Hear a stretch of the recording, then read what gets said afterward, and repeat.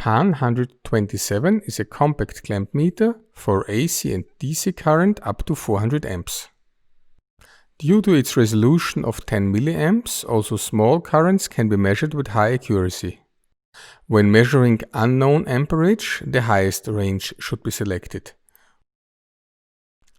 When needed, the display backlight can be activated. When the displayed value is too small, the next smaller range should be selected. When measuring the current of the phase contactor, the red light of the non-contact voltage tester lights up. When measuring the current of the neutral conductor, the displayed value remains the same, but the red light of the non-contact voltage tester remains dark. Pressing the data hold button freezes the displayed value in the display. Now we measure the battery current of a car with the clamp meter PAN 127. With the rotary switch, we select the 400 amps DC range.